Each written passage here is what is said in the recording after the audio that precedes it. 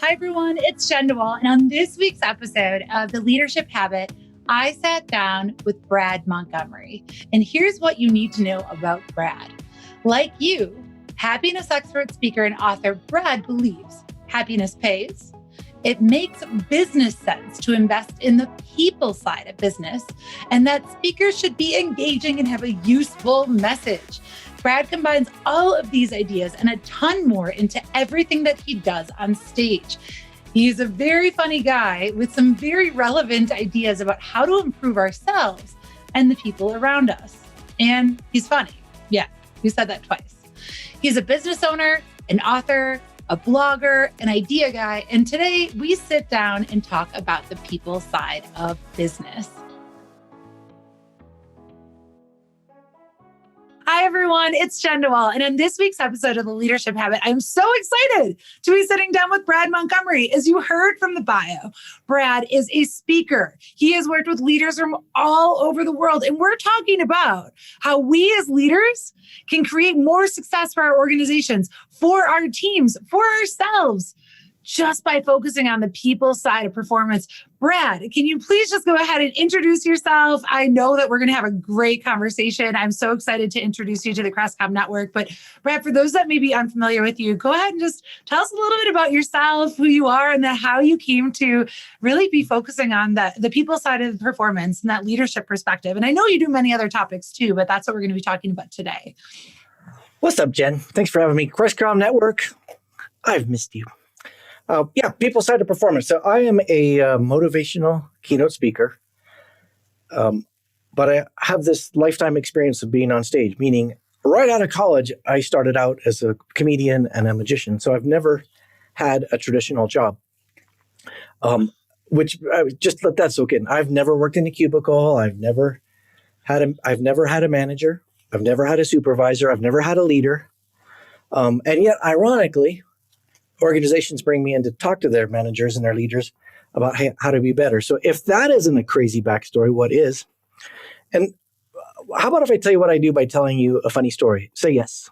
Of course, yes. Okay. It wasn't like, by funny, I don't mean hilarious. I mean funny, peculiar. So Jen, I'm a young magician and comedian, and I just said, okay, now I'm a speaker. So I had this crappy speech called Stack Your Deck for Success, Magician's Guide to Change.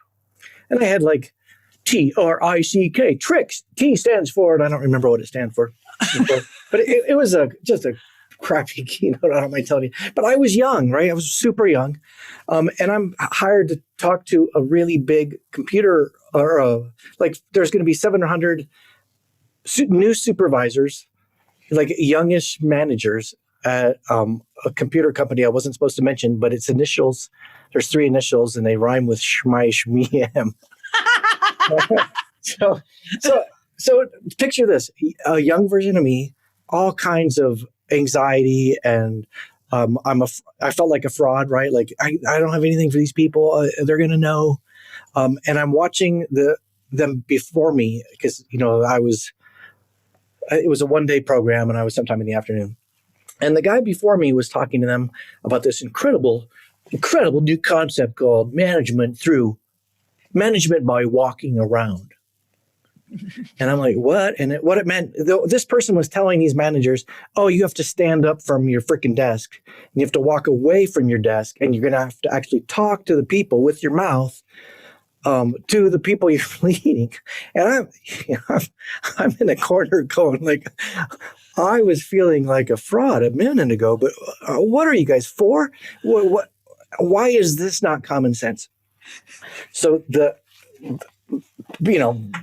fast forward to present day me, what I have learned, which is delightful and either both totally cool or a little bit alarming, is that leaders need common sense too. So, I don't feel like I'm really teaching anything new to my clients, but it turns out they need to be reminded, like, oh, just because you're a leader doesn't mean you're not supposed to be a kind person. Just because you're a leader doesn't mean you're maybe not supposed to have a relationship with the people you're managing. And in fact, maybe if you focused on the people side of performance, Get it? See how I tied that in there? Yeah, that was good. Maybe you'd be a better leader. And in fact, like back in science, of course you're better. Everyone knows that that would be the case. So I'm in this weird position, Jen, where I'm telling people, very smart people, things that they already know and getting paid for it. Can you believe that? How great is that? But I feel like that is an important thing, because I think that with leadership, we forget that we're in the business of people, right? We think that there's maybe a framework or a toolkit that's going to be that's going to help us maybe navigate something or say the right thing. Like, you're a human being, you're going to make mistakes, you're going to do this. Like, just remember to be a relatable person, or just seeing people as people. Like, why do you think that people try to dress it up as like, yeah, just get around and walk with people? Why do people dress it up maybe? Yeah, I'd like to know your answer to that. I think part of it is insecurity, because we all want to look for the complicated answer. So we read these complex business books with complex business strategies. And I'm not saying that those aren't great. Yeah, yes, you should read those. Yeah, absolutely. Good. However, that doesn't satisfy a very, to me, obvious thing that you better be pretty good with people if you want to get the most out of your people. And if you're a leader, I think the definition of that is trying to get the most out of yourself and those people around you in order to feed your organization. So not stepping back and saying, like, what did we learn in first grade? What did you learn in middle school? That just strikes me as a really good idea. And as I said, the cool news is science backs it up. Yeah. And it turns out that lots of leaders need that reminder, which is good for my business. Yay! People forget. I mean, why do you think people need that reminder? Why do they forget about this? That it's something so simple, but yet we get into the throes of work and we just completely, like, that goes out the window. Why do you think people forget about that? Well, I think that's such a good question. And I'm going to answer it as though I have like the single answer, which obviously I don't, but I'm going to make it sound like I do. Nail it. I want to hear it. We're human. So like right now, any leader who's listening to this, I know a lot about you. I know that you're overwhelmed, and I know you're worried about your aging parents, or you're worried about your kids, or you're worried about your siblings. And I know that there's a lot of stress on your personal life. Even if you're getting along really great with your partner, you're freaking with your partner all the time, and that's hard. And you know, you've got stress because you're worried about shots, and you're worried about, I just know you're overwhelmed, and now you're doing everything online. You're dealing with change. And this is on top of everything you were dealing with. And let's face it, prior to March, you were pretty overwhelmed too. Yeah. So, you know, you're worried about your career and making your numbers or the quotas or the whatever. And you've got to actually open those 122 emails. And I just know that even though I haven't know you, I just know you're nodding your head, because that's all of us right now. Right. So the fact that any person who is that overwhelmed, and I'm submitting that everyone's overwhelmed, the fact that they're not stopping to invest in people and stopping to think like, well, how can I make someone else's day better? And would that have any impact on my day? The fact that people don't do that is so normal and so human. Yeah. So we all need constant, frequent reminders of, oh yeah, don't forget you're really good at this, but you sometimes get so busy with your stupid email and that new piece of software and the Zoom meetings that never end that you're going to forget. So you got to listen to people like Jen. No, listen to people like you. Like, I love just thinking, like, because it starts with, you know, it sounds like what you're saying. One piece is give yourself grace. Like, you've got a lot going on. You're not necessarily going to think, you know, in between worrying about getting sick or keeping your job or making those numbers, you're not going to be like, but am I perfectly showing up as a great leader? No, it's easy to forget about that when we feel those pressures or overwhelm. I love that, how you describe that. Because again, we're not criticizing, to back up again, like, we're not criticizing people that maybe have advice for how to do leadership, but it is just playing off the fact that we do remember that there are some very simple things we can do. We just forget. And I love that you're going to open up a conversation again as a reminder of why we need to position that. I think the first thing leaders need to remember is just calm the heck down. Right? We all want to get, oh, I can't wait to try this strategy I read in the most recent leadership book I read. Yeah, and that is a good idea, but it's just insufficient without having a good relationship with those people with whom you work and with whom you those people you sell to, your customers and the copy boy and the barista at Starbucks, and definitely your family. Yeah. The people you live with, your neighbors, everybody needs a little piece of you, and just calming down and reminding yourself, right, okay, that is part of my mission on this planet. It's part of the mission with your career. It's part of your mission with your organization. Gosh, do you feel like, and maybe this is my perspective, do you think that we get, or just one way that I see it, do you think that sometimes we just get so bogged down with trying to be everything to everyone else's expectations that we forget about the expectations of ourselves, of how we want to show up and be as a leader and how we want to be as a human? Like, is that where some of the imbalance comes from? I don't know. Just talking. Maybe.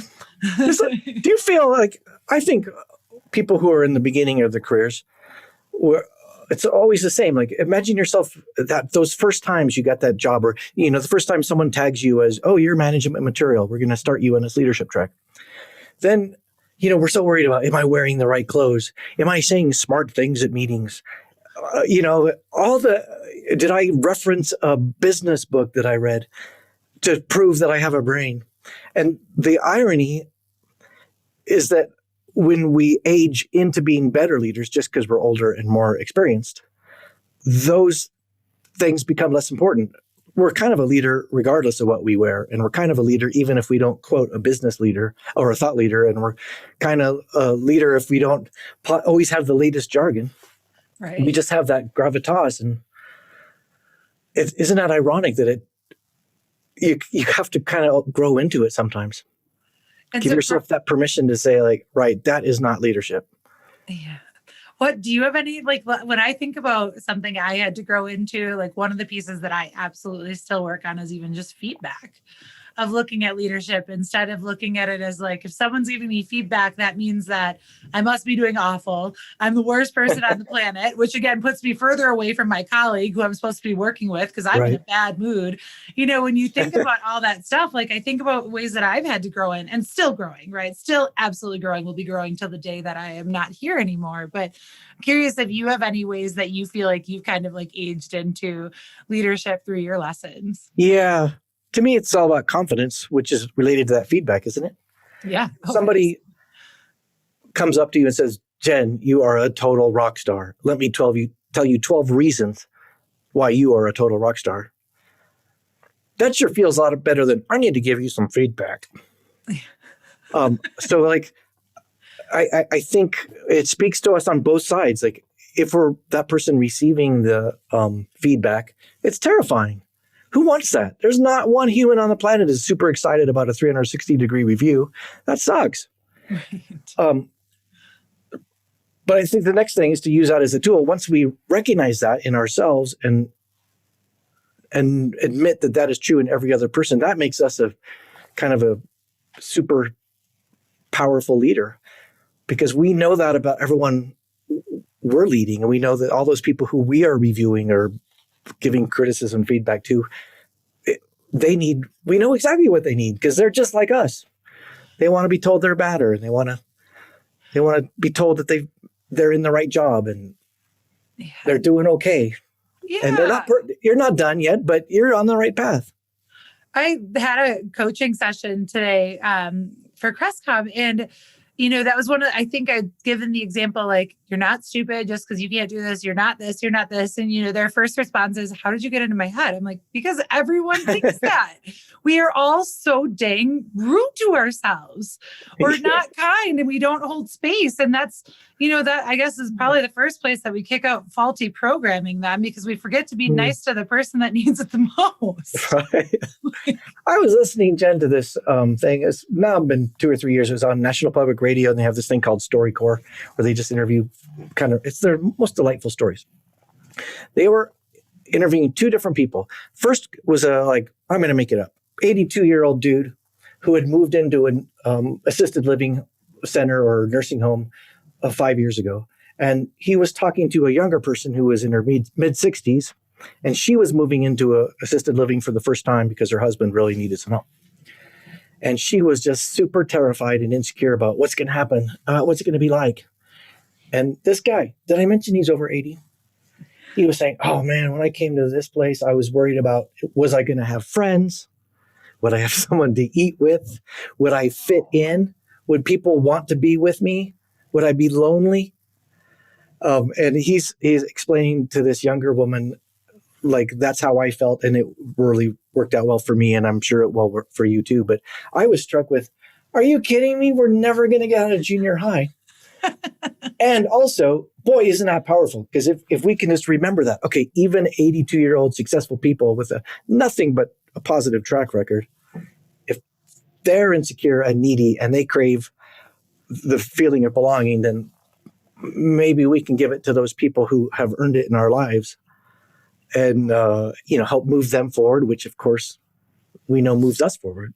Oh my gosh, yes. That is a great story of just reminding that we can't escape this. There's not going to be, and this is, I think, maybe even comes full circle on the thing. There's not going to be one right tool that will work for the rest of your life that you can avoid this type of maybe feeling like you want to be some more supported, connected, engaged, seen as valued, that it's something that we have to do that work on ourselves. And it's something that we have to continuously do the work on. We can't just read a book and like wash away all, our feelings. Like that's not ever how that's going to create meaningful change. And we're going to likely need it again with the next change. If we're moving to a different facility, we'll need to remind ourselves again. I love, again, that you're bringing this up as a reminder.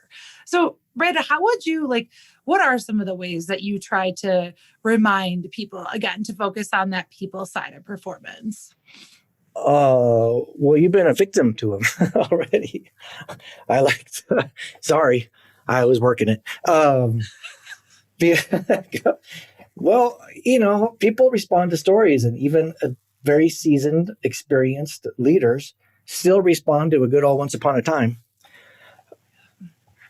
And I think if, for example, if that story about the 82-year-old talking to the 65-year-old appealed to you, just remember how it feels. And then guess what? We all get to repeat that skill. Oh, right. People remember things if it's attached to a story. So I believe, when I talk about the people side of performance, I can write my message down on a sticky note, Jen. It's like, use emotional and social support strategically to build others up in order to help them get what they want, which, by the way, helps you get what you want. Yes, I love that you said to help them get what they want. And then obviously it will do that, but people forget about that part because they want to say, how can I get what I want? It doesn't matter what they necessarily want because I need to do X or solve this or be at this place. That's a great. But that's so interesting to me. You like that piece because I feel like the more interesting part is the selfish piece. Because I think, Jen, well, I don't know the answer to this. I'm curious what you say. It seems to me leaders are frequently told you need to build others up so they can be better at their job so we can build our numbers. They're told to, come from a place of service, servant leadership. But we don't often tell them what's in it for you.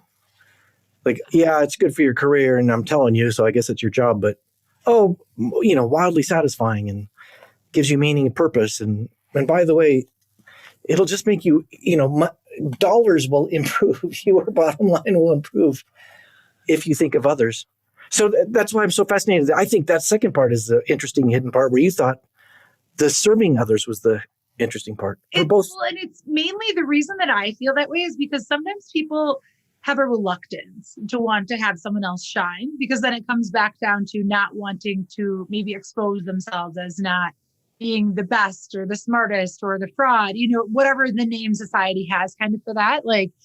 And that's why, because I think people sometimes then think, well, maybe it's not about that. It's the survival of the fittest thing. And I think that can kind of create that the wrong way. So I hear you. I absolutely agree. You have to think about them. But I think that can be hard for some people if you're not standing in your own confidence because you're like, well, the second I make them better, then might as well just get my walking papers and walk right out the door. I think some people still have that. And right.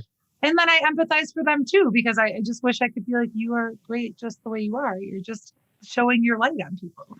Right. Well, yeah, you and I are preaching from the same page, I think. I'm not advocating we lie to people. No. But man, there's a lot of compliments we can give without lying. Yeah. A lot of encouragement we don't have to struggle to find. and right now you got to work harder at that. If you're still remote, I think people forget that they might have even said something to someone walking by, like, hey, I really appreciate you, that you don't get to say anymore. And so then it just goes without being said. Right. And it's a missed opportunity. So I know we're speaking from similar pages, but I just appreciate the way that you talk about it. So starting with like thinking about for them, will you repeat that statement again? Because I do love that statement and how you defined it. Like, oh, that's so cute that you think I have that memorized. I don't know. You're like, okay, never mind. See that, but I also love that too, because it's not a canned response. It's just thinking through of like, hey, you've got to make sure that like, if you want to be successful, that you're also thinking about their needs and how you can help them grow. And it will also help you grow. Give like trust in that. What would be like other pieces of how you would maybe advise someone to get better connected with it, that more personal and I guess for lack of a better way, because we're all humans, like the more human-centered approach? Yeah. So I see what you're doing, and you're doing a great job because you are a master interviewer. You're trying to push me to the next topic. And here's what I'm going to do is just push back and say, nope, we're staying on the first topic. Because I think this first one is so big and it's so important. And it's really easy to say, oh, yeah, I got it. And then dismiss it. That I'm just going to go right back to it. How's that? Oh, that's good. I think this is such a huge thing. And like when organizations have me come in and I speak for an hour to their leaders, I have one idea for 60 minutes. And I think the reason I'm successful at my job is that means I have 5 minutes to explain the idea and 55 minutes to convince them. And I think it's worth the time to not just have them understand it, but to feel it and feel like they care. So we're back. Nope, I'm with you. This means we're back to social and emotional support as it relates to performance. I think a very concrete thing for people to think about is to give give compliments and encouragement strategically. And part of this is to get over yourself. And next time you think to yourself, well, they already know that. They already know they're doing a good job. Or they already know that I like them. They already know that I respect them. Next time you say to yourself that, the answer is probably, yeah, they probably don't. Or they haven't heard it enough. And everybody craves that feeling of you're doing a good job, and I think virtual's worse. And to this, allow me to tell you a story. I'm ready. So, Jen, as we record this, the Super Bowl was just yesterday. Mammoth American football game, and in the middle they have the big halftime show, which means a pop singer, holds the stage for 10 or 15 minutes. Super prestigious to be that musician. And it was a guy called The Weeknd. Did you see the show? Yes. I didn't necessarily watch the game, but I watched the show. Well, here's what I was struck. So this guy, the top of his game, and such a compliment to be asked to do this. And he does a, massive, complicated show for 10 minutes. And by the end, he's kind of down on the football field himself with 150 dancers. And then he sings his last note and they cut to commercial. And all I could think of right then is, that guy immediately is texting his friend, did it go okay? How'd I do? I don't know. And what a lot of people would say, like, well, obviously, you were the Pepsi star of the game, the halftime show. You're obviously killing it. What other hints do you need that you're a rock star? Literally. And I'm telling you, that guy was super insecure right afterwards going, did I suck? What's Twitter say? Am I bombing or doing it? And to me, that's instructive because I feel like that. I don't know this guy named The Weeknd, and maybe he's a narcissist and does not feel that way. But my gut says he totally felt that way. And I think it's just such a powerful reminder that means those people who are reporting to you right now are at home and they've got kids at home, or they have to find something to say to their partner at dinner again tonight, even though they've been working with them the whole time, or her. Like everybody is just really having a tough day. And if you were to stop the train and say, oh, Jen, wow, you killed that interview today. You killed it. I think you're as good as you were. You're getting better. I can't wait to see what's next. Right? Yeah. Why wouldn't that make everybody on your team better if you took the time to do that? I love that example. I mean, there's so many things that came to mind as you were sharing.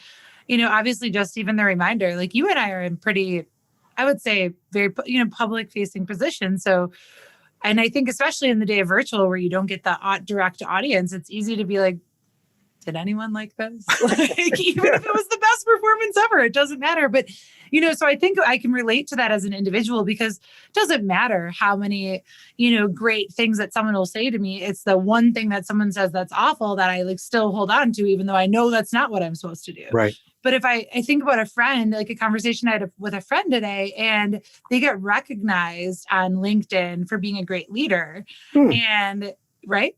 Great thing that one of their employees was like, I really appreciate your leadership, your support. But this person was like, now I just feel really uncomfortable.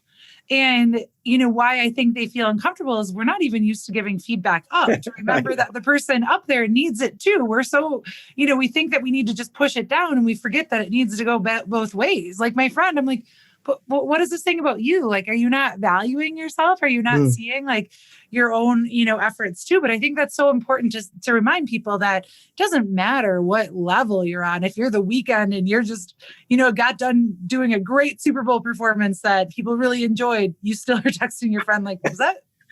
Did I bomb? All I knew was the camera turned off and football players came back on. That's got to feel like what a webinar is for, It's got to feel like every day of anybody's life virtually when you send in the report or the project and your boss says like, got it. And you're like, it took me 4 days. That's it. Got it. That's it. Does that mean you hate me? Right. Oh my gosh. Does that mean my report sucks? Oh my gosh. Yes. That's absolutely the first place that people go. And I think that when you study that human side, I think you do get it, right? Like it is not just some like tool or framework. We have to understand how we even show up as individuals, like before we're starting to apply some of these great tools that are out there. Well, it's so funny. Like with leaders, I think there's 2 steps because like when I'm asked to work with leaders, I'm reminding them to use this concept. Hey, when you strategically invest in others, it makes them better. And guess what? That's good for you. So we teach them how to do that for others. But what I've learned also is that leaders crave the same damn thing. All the leaders I work with, they're just like the weekend, right? Leaders are rarely told, hey, you're killing it. Wow. Yeah, it seems like you were good last year. I think you're even better. That's amazing. How are you getting better? Like leaders they need hugs too. The leaders are Care Bears on the inside. They just hide it better. Oh my gosh. Everybody needs that basic human thing. That's like a slogan. Leaders need hugs too. But it is. Because if I think about this stuff, when you are maybe a more visible part of your organization, you're maybe a higher level organizationally leader. Yeah, the stuff that comes your way is going to be typically like, if you think about that, it's going to be criticisms like, or like, I'm frustrated or I don't like this and I don't like that. And yes, I get it. It's their job to be able to manage a certain level of that, but they still need to feel like you're a human being that we care about. It's not like they just signed up like, I would like to accept all of your complaints and the things that you hate about this company for the rest of my life, because I just thought that would be really enjoyable. Yeah. It's in the kiss up category of the podcast, if you report to somebody, imagine how blown away you would be if somebody who reports to you comes and says, hey, you know what? I think you're a good supervisor. I've learned with you. Thank you. You treat me well. I think you're good at this. That would blow any of us away, right? So, you could do 2 things. One, if you encourage that person who leads you, especially if they deserve it, man, wouldn't that feel good? And by the way, wouldn't that be a decent kiss up? Decent kiss up. But I wonder what your thoughts are on like even, oh gosh, empowering someone to take that, right? Because for a leader, I think if I'm just going to use myself as an example, right? I'm a pretty ambitious person, incredibly hard on myself. So that means, if someone writes me something really, nasty after this, like don't worry, I read it and I internalize it. I'm a human. That will hurt. Yeah, it will hurt. But sometimes even on LinkedIn, like if I do something and someone writes me a message and they're like, Jen, I really appreciated X, Y, Z. You did this. Like, I still can't even look at it because I'm like, I don't know, I probably did something wrong that I'm missing out on. And that is a legitimate, it was not until, and I'm not kidding, Brad, it took me last week to finally go through a slew of LinkedIn messages and say, thank you to people because Oh. it is that hard. And I bring that up because I know that I'm not alone, right? Like other people No. struggle too. They just maybe don't have a platform or they don't know how to articulate that, like, hey, positive feedback is still really hard for me. So I'd be curious even how you can get like what insights, not that you have to have an expert answer, but even thinking, how do we even get better at being kinder to ourselves? To say like we are even worthy of like receiving that feedback. I don't know. If you figure that out, will you tell me? 'Cause I need that too. There's this cool study. I wish I'd tell you what it is if I could remember. But a well-meant compliment that is equally well received spills dopamine and serotonin into both people. All right, let that soak in. So that means I give you a compliment, I get a little dopamine, but if you don't accept it well, I get less dopamine and you don't get any. So that means there is a scientific benefit if you and I can become better at receiving compliments and become a little bit less worried about this. And, take those LinkedIn compliments that I know you're getting and, and let them wash over you. And because the giver is, when people give us compliments, they're going out on a limb. And, but it's terrifying. I'm with you. It's just not easy. My husband, up until last year, read every single card that someone ever sent me because I couldn't bear to read it. I can't believe I'm saying all this. Maybe this isn't the place for it, but I do think it is important to talk about that because you bring up a really, really great piece that you've got to also work at receiving it, right? Like people can tell, if they're going to get the benefit of that serotonin release and that connection, you've got to also receive it and appreciate that someone took the time to be able to share with you the value that they have in you and see maybe they are right. Maybe there's something that I'm not, kind and reminding myself that I am there and just that you have to do the work too at receiving it. I think that's really good to actually show that if you want that to have the beautiful impact or the scientific impact that it can and that overall improvement of our mood, you got to show up too. So, but get this, just like you, whenever a organization, especially if they just let everybody in the audience do an evaluation, I hate those. I never, ever look at them. Just like you, my partner, my wife reads them. And the rule is, if there's something to be learned from it, she'll pass it on. I said, oh, this person had a criticism and it's really valid. Then I look at it. But the ones that are like, I didn't like your suit. I thought you talked fast or whatever. I don't like the story of the dinosaur. It's just not helpful. And I'm too, I'm like the rest of us.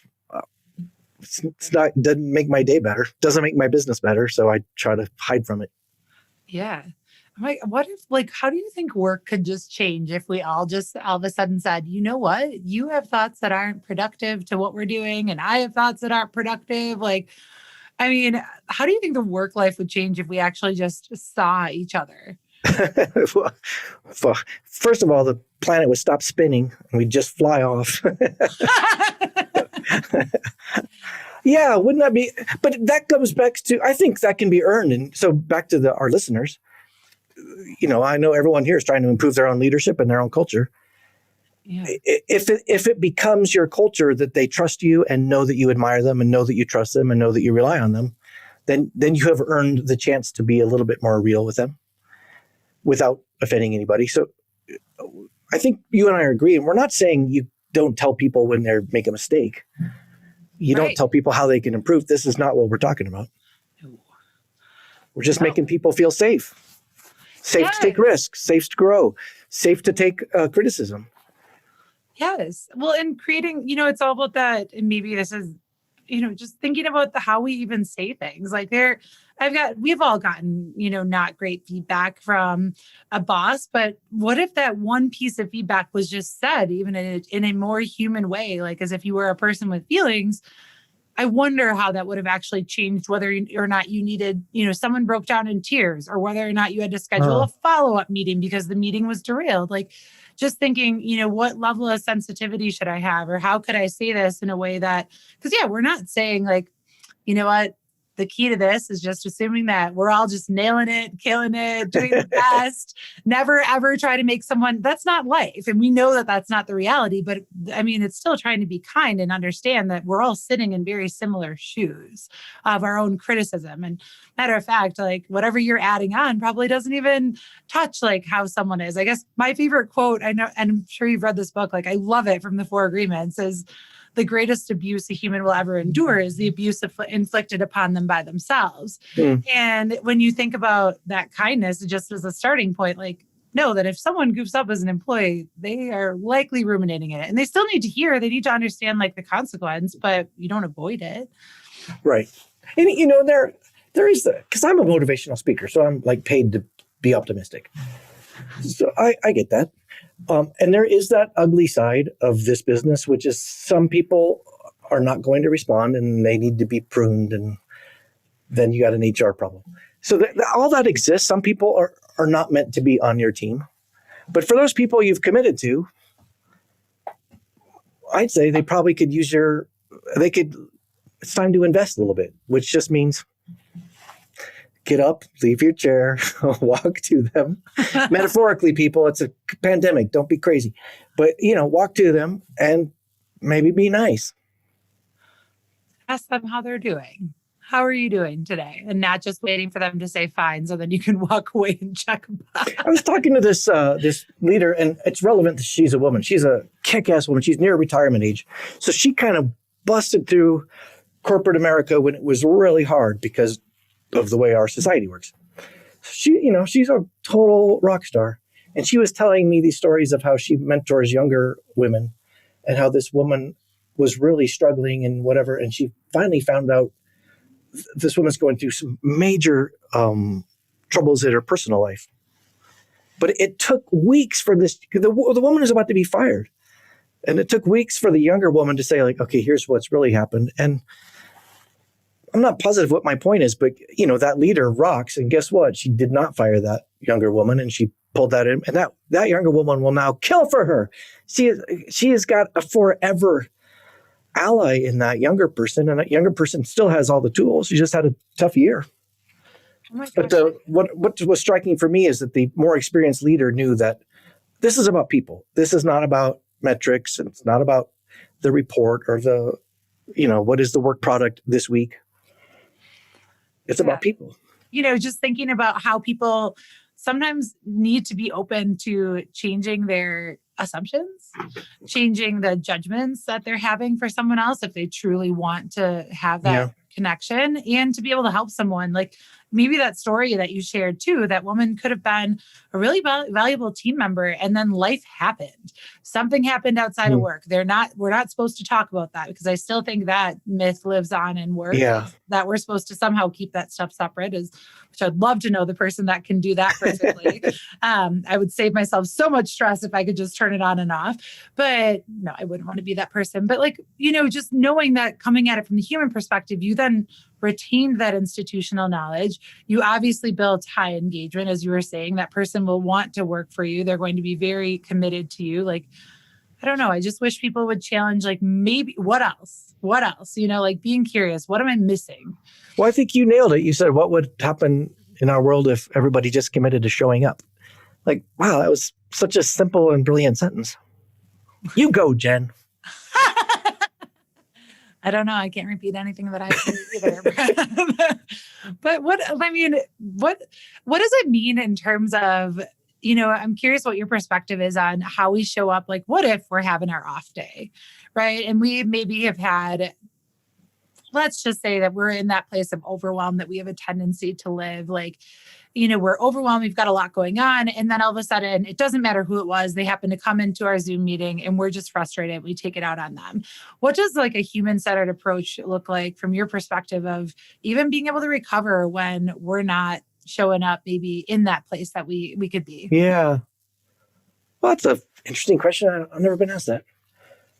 Well, I don't know, but I'm married. So I have a lot of experience trying to live with the same person. 27 years, so I'm killing it. Yeah, you are. Congratulations. But, part of what I'm learning with Kim is like, when you screw up, you better be pretty quick to apologize. And it definitely helps it helps me when Kim's having a tough day and tells me, oh, I'm really grumpy because of this. Like, boy, doesn't that just help? Then we give them more space. So it seems like that ought to count in the business world too, just to say, my dog died. I am really grumpy and sensitive, and I'm going to need I need you to be supportive today. Yeah. I'll do my best. Or if I snapped at you, I'm sorry, my dog died. Oh, I love that. Even asking just for permission, whether it's maybe to your boss, like just seeing like, hey, would it be okay if I had my camera off during this Zoom meeting because this happened and I'm not going to be showing up, right? Like, or to the boss, like if they even said, you know what, maybe we can push our team meeting to tomorrow because this just might be better given what's going on. Like we have people feel like we need to put on our armor and just carry out the task, without ever having any type of adjustment to plan, even if there is an adjustment to plan. When I was a very young man, just a couple years out of college, I'm a comedian, a magician. That was my full-time job. And I had this is back pre-internet, and I would take these press packets that I had made at Kinko's Copy back when there was a Kinko's Copy. And I drove them to the postman and sent these packets out. And the postman said, well, okay, you want stamps? Which do you want? Do you want the business stamps or the flag stamps or the heart stamps? And I said, oh, flag stamps, because I don't want the love stamps. This is business. Picture this very young guy. Oh, it's business. And this postman, so the choice was love or business. And he said, well, why not both? Oh. I just whatever and put the stupid flags on my thing. So, but then I did think about it later, why is love separated from business? And I am not a very touchy-feely guy. So anyone who is freaking out going, he's talking about love and business, Ron. Not really. But I am saying all of the things that are true with us in our personal relationships, caring and commitment and vulnerability and, just honesty. There is no reason to think those things don't work in business too, whether they're your clients or the people report to you or the people to whom you report. All those things are still there.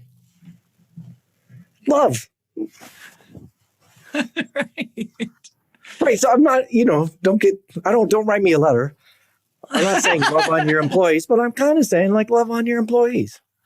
Well, and maybe I've heard, I don't even remember, but thinking about hearing this, right? We complicate careers. Everything all of a sudden, when it comes down to the career Jen versus the outside Jen, has to be a different person when we don't realize our careers become our little mini families. And how would you want a family to operate? What are the things that you want in a good family? Is it active listening? Is it support? Is it love? But yet somehow something that we now spend more time with than probably our own families, we're like, that stuff probably doesn't work there. I don't know, because that's work. I don't know anything about the real me. And I know we can joke because obviously Brad and I are pretty open about this, but we also obviously are sensitive to the fact that it can be really hard. How would you even get someone to start to just, I know I just kind of asked that with, what if you mistake? What if you make a mistake? You got to own it. But what if someone is still really programmed around that belief that, I don't know, I have to keep these separate because if I show them that I'm like this, I might lose my credibility. Right. Right. Or I might, lose my impact with them. How do you maybe tell that person that's really reluctant? What is maybe one thing they could do to try to build that up a little bit, to flex that muscle? There's a lot of things they can do, but I'm just curious where, from your perspectives, maybe some of the things that you've seen have been effective for people. Well, I don't know. Well, the people who are the most, their armor is the thickest, their shell is the thickest. Yeah. First is do you really know it? Because, some people who work with me don't think they're like that, and they're just wrong about themselves. They think they are open, but, a 4-year-old would say I've never seen you have an emotion. You're not open.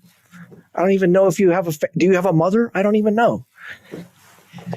So maybe the first step is just to challenge people to say, where do you think you are on that scale? How vulnerable are you? And, and if you're interested in being a little bit more vulnerable, and I'm not saying you have to be, but I'm just saying science teaches us it'll make you a better leader. So if you want to be more vulnerable, maybe you either physically write out a list or in your mind talk about what would be the least risky things to do on that, to let your people know you have a personality, and what would be the most risky things. And then guess what? Avoid the most risky things and start with the easy ones. So for some people, it's going to be literally smiling at work. It's going to be crazy little stuff. It's that IBM crowd who was told you got to stand up out of your chair. You got to leave your chair and talk to people if you want to be a leader. Like these are very, very small. The bar is tiny. And then, obviously you want to look to see if there's any success. Hey, if you smile at work or smile in that meeting, how will that change the tone? See if you can tell. Hey, if you just take a chance and give somebody the most lame compliment and say like, hey, your report was turned in on time. Well done. see how they respond. Meaning just be safe. I like that you gave a ranking system, because I think that is helpful, because I think when people hear even vulnerability, it's like, well, how much of my secrets, or what do I need to share? Like, I don't know, and that brings up a different thing, but you're just recommending, rank them. Like, look at what would be something that's small. Like, you don't have to do your high, vulnerable things. That's not what we're saying. You don't have to spill all your secrets, but it could be as simple as smiling, which I don't know if you had this observation, but one of my favorite things about the pandemic now is I smile at strangers so much more because they can't tell. Oh, yeah. I'm under your mask, like, I'm killing it in a small department, and they don't know. But I feel like they can sense the energy. Can they tell my eyes are smiling? Can they tell? But I seriously, I really actually do that, because I'm like, I know that it's something I want to continue to get better at, because I know smiling can go a long way. And if underneath the mask, if that makes me feel less vulnerable or less like, oh my gosh, they're going to think I'm, strange because I'm smiling at them. I love that the mask is kind of this cover that I can still smile at them and flex that muscle, even though that might be a situation that if I didn't have a mask on, like I would be like, hey. So that's one of the ways that I'm actually practicing. You're doing it partly as an exercise for yourself. Oh, I am. Well, that's so cool. Because I can smile at people that I meet face to face, but I still have the same types of walls with people. And I just want to get to know other people, or just be kind to someone for not knowing. And so, yeah, that's my new thing, is I'm like, I'm just going to smile at them, and they won't know necessarily. Or maybe I love that. That is such a concrete. Yeah. Hey, if you can do it all the time at work, if you're wearing masks at work and you're sitting in a meeting, you could smile at people. And then you're getting that benefit for yourself. Right. And hopefully it's practice for outside of that. Oh, that's such a concrete idea. I love that. Oh my gosh. Well, and I'd be curious, like, I think maybe for you, Jen, it's slightly awkward to be smiling like, hey, you can't even tell I'm smiling, but I'm practicing. Yes. But it's which incredible. Is probably a hint, right? If you're feeling a little awkward smiling, then maybe that your exercise is worth doing. Yeah, well, and it's not, I can feel comfortable, I can do it, smile very well, like, on the podcast or teaching, but yeah, like, it's not like all of a sudden I just see a human being and I'm like, let's figure out how we can feel comfortable with each other. No, I still have all the same stuff. They might think I'm strange. They might not like me. They might not, do this. Okay. I'm just going to try and smile with my mask. That's such a... There's this guy I'm thinking of who needs to try that. A guy I went to school with, and now he's a hotshot corporate leader. If you asked him, he'd probably say, I'm a lovable curmudgeon. I'm kind of grumpy, but everyone loves me. They know I love them, and I'm kind of difficult, but in a way that they all know and it's not true. He's just grumpy. No one knows he's a lovable curmudgeon. They just think he's grumpy. And for that guy to smile under his mask as practice would be brilliant. I mean, what a great exercise for that guy. Say like, yeah, you should be doing this a lot, and it should be awkward. And then once you take the mask off, you don't have to smile all the time, but just 1/100th of the time for you would be a major win. Yeah. All you have to do is push past the awkwardness of smiling at someone. You're like, why do we get weird about that? I can picture someone listening to this thinking, well, I'm a leader of a big company or a big organization or whatever. I can't just go in and smile. I don't think that's what either one of us are saying. We're just saying some events or times or phrases or whatever have earned smiles, and you better be the first one to offer it up. My God, yes. And just try. We age into leadership, but I'm curious what else, like just after our conversation, like what are the other things that we age into? The the rules about like, we've got to be a serious worker to show someone, that we're also programming that stuff too. Like that what's the opportunity to reprogram some of these things that we've aged into that aren't serving us, that are getting us further from walking around the office, having a conversation with someone and recognizing they want that too. Brad, I know we've got to wrap this up. Out of curiosity, so you work with organizations. Like, what is your favorite thing about delivering this talk? Like, what do you love about delivering this talk? Oh, I have a good answer. Yeah. That's such a good question. What's your favorite part? You go, girl. My favorite is the compliments, but only a specific type. So everyone loves compliments, and it's very nice when you walk off stage and people say, oh, I really liked it, and they want to take a selfie or whatever. That's very nice. But my favorite is when you have that group of people that want to meet you or shake your hand or ask you a question or take a selfie. Then you look out, I call them the lurkers. They're people who are at the periphery, and they're kind of waiting for everyone else to leave. And they're usually men. And I like it when they come in and they're always those quiet, kind of the silent types. And they're like, ugh, I usually hate this kind of crap. I hate this motivational mumbo jumbo, but that was really good. It really helped. And sometimes they rarely cry, but sometimes their eyes are a little moist. And who knows what they're thinking of? Like something they heard reminded them of their brother or their kid or their wife who's ill or who knows what. But, gosh, I love those because that just I feel like that's my target audience. The people who are really touchy-feely come up and like I've won them over before I started because they already like the concept. Yeah. The people who are super resistant to it, I love that.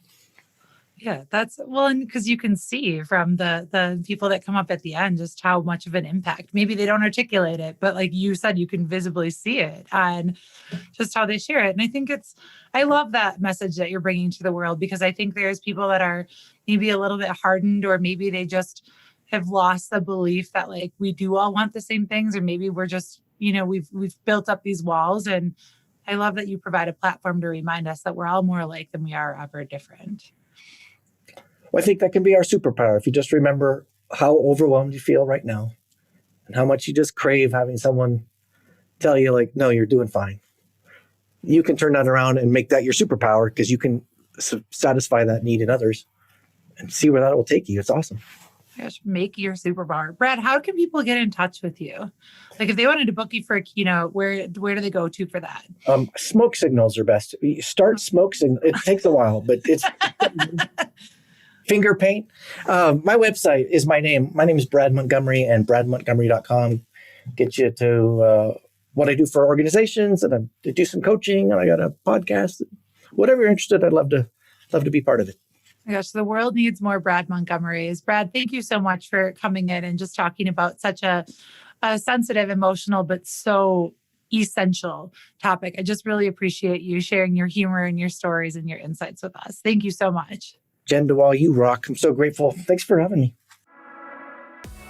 Thank you so much for listening to this week's episode of The Leadership Habit.